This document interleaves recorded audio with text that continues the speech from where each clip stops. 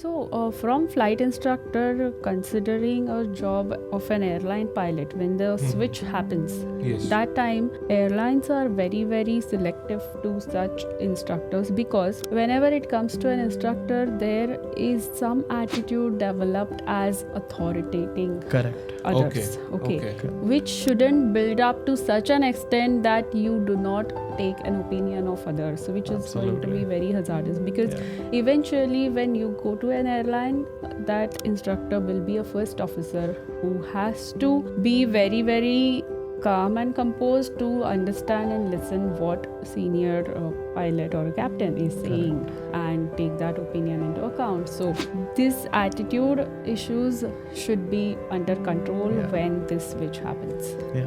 So, Sure. Yeah, because So- in flight school, the instructors are the one who would be, listened to by students. Correct. Because if you live that way for too long, then it so happens that you assume the surroundings to continue in that way, and continue. If someone chooses to continue in this, live in same way and behave in same way, then that might not be a welcome in an airline. Because whatever the behavioral pattern would be for a, say, big MNC CEO, that would require different things from a person than what it would require from a pilot or from an accountant or from an engineer, right? So different personalities and different types of behaviors are desirable for different types of careers. Correct. Same way, if we dive deep into pilot career itself, then maybe an Air Force pilot would have different personality and decision making framework that would be required. An airline pilot would think and behave in a different way, and a flight school instructor would again think and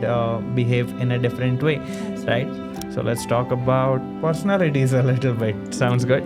Yeah. Yes. If we dive deep into pilots' personality traits, and if we dive deep into hazardous attitudes for pilots, let's talk about that, Yes, right? absolutely. Because when it comes to a single person making a decision, that time the perspective is different. It is making a decision by that person himself and then giving orders to his subordinates. Whereas when it comes to group decision making, like in a cockpit, that time the attitude needs to be different. A pilot should be able to receive the information from others as well as should be able to, depending on his ability and role and depending on his status, whether he's a captain or a first officer, should be able to make a collective decision. So these things differ when it is a single man cockpit, like when you do it in a cross country, and depending on situation, these things would be multi-crew cockpit and Yes, single crew single crew cockpit. cockpit, Absolutely. yes. Yeah, the So- most airplanes that we used to fly were single crew cockpit, right? Yes, Yeah, yes. absolutely.